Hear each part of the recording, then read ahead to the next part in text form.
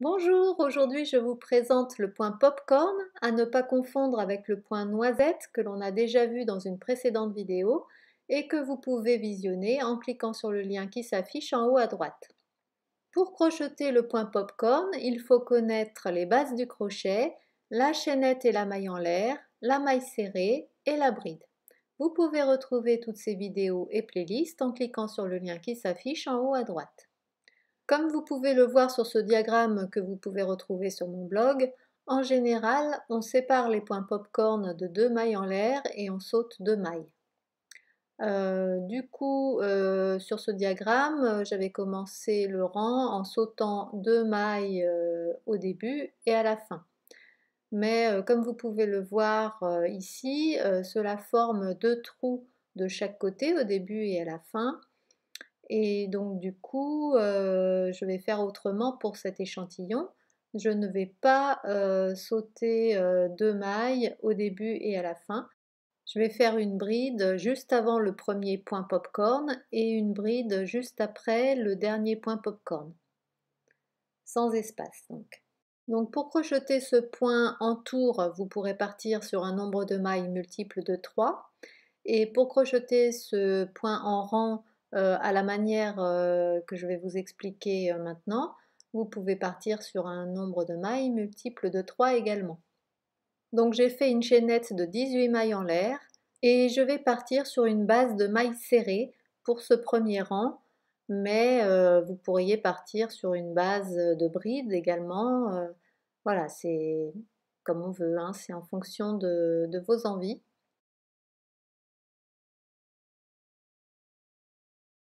Voilà, j'ai mes 18 mailles serrées et maintenant je fais le rang suivant, donc 3 mailles en l'air qui comptent comme une bride. Je tourne et ces 3 mailles en l'air qui comptent comme une bride prennent la place de la première maille. Donc dans la deuxième maille, on va faire le point popcorn. Alors pour faire le point popcorn, il faut faire 5 brides dans la même maille. Alors en fait, on peut faire plus ou moins de brides dans la même maille en fonction du relief que l'on souhaite. Plus l'on souhaite un relief bombé, plus il faudra faire de brides dans la même maille. En général, pour le point popcorn, on fait soit 4 brides, soit 5 brides.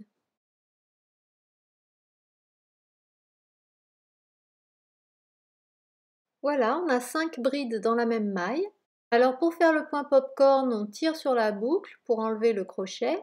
Pour l'insérer dans la première bride, on repositionne le crochet dans la boucle, on resserre un peu la boucle et on passe la boucle au travers de la première bride. Voilà, ça resserre les 5 brides. Une maille en l'air pour bloquer. Voilà, c'est ça le principe du point popcorn. Ici, on fait une deuxième maille en l'air pour suivre le schéma qu'on a vu tout à l'heure. On saute 2 mailles et dans la maille suivante, on refait un point popcorn.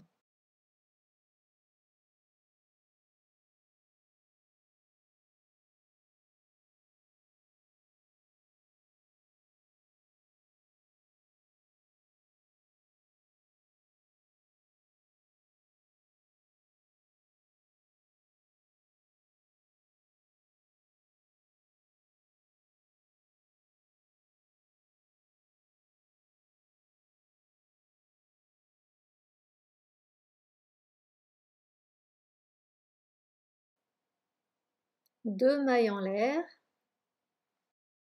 Voilà, donc vous avez compris le principe. Je continue un petit peu et on se retrouve à la fin du rang. Voilà, vous voyez qu'on ne voit quasiment pas les espaces des 2 mailles en l'air. Alors j'ai fait 2 mailles en l'air, ici je saute 2 mailles et dans l'avant-dernière maille, ici je vais faire donc le dernier point popcorn.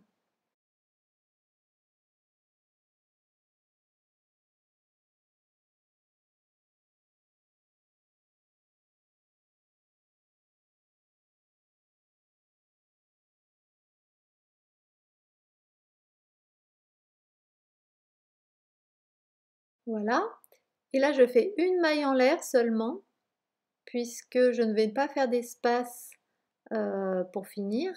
Et donc je finis en faisant une bride dans la première maille serrée du rang précédent.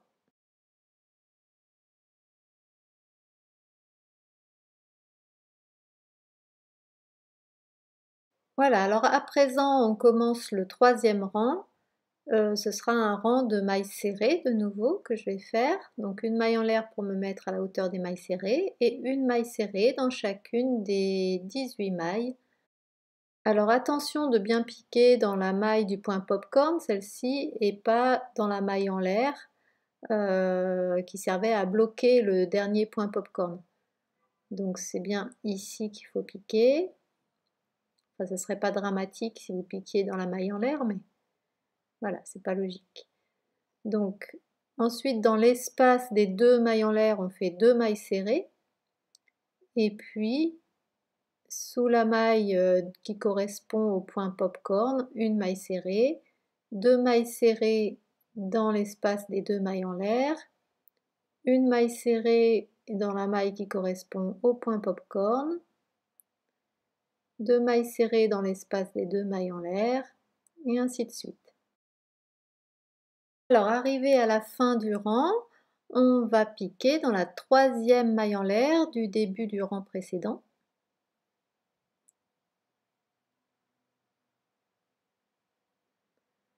La dernière maille serrée. Voilà, donc on obtient des boules séparées par des espaces. Sur le dessus, on voit que les brides ont été regroupées, on voit la tête des brides regroupées comme ceci. Donc on continue les rangs suivants en répétant comme ceci, ainsi de suite, un rang de popcorn et un rang de mailles serrées. Alors maintenant, on va commencer le rang de mailles serrées, mais je vais vous montrer une petite astuce si vous ne voulez pas avoir les têtes des brides qui ne sont pas fermées sur le dessus du popcorn. Une maille en l'air, une maille serrée dans la première maille, on pique bien la deuxième maille serrée directement dans le point popcorn. Et là, on va aller chercher le brin arrière de la bride du milieu du groupe de 5 brides. Donc ça marche que quand il y a 5 brides. Hein. Si vous avez 4 brides, ça ne fonctionne plus. Et on fait une maille serrée. Donc ça va permettre en fait de fermer le popcorn qui est resté ouvert sur le dessus. Deux mailles serrées dans l'espace suivant. Et je continue, je pique dans la maille qui correspond au point popcorn. Je vais chercher la maille du milieu du groupe de 5 brides, donc la troisième. Et je fais un jeté et je continue ma maille serrée. Et ainsi de suite. Donc on se retrouve de l'autre côté pour voir l'effet que cette petite astuce a produit.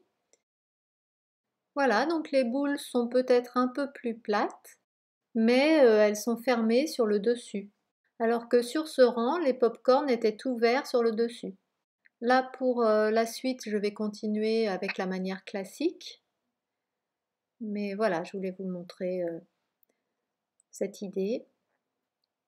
Alors, je recommence un rang de pop-corn. Alors, mais cette fois-ci, je vais vous montrer encore une autre manière de faire. C'est de ne pas avoir d'espace vide entre les points popcorn. Alors pour cela, on commence comme d'habitude, 3 mailles en l'air qui comptent comme une bride et un premier point popcorn juste après les 3 mailles en l'air dans la deuxième maille.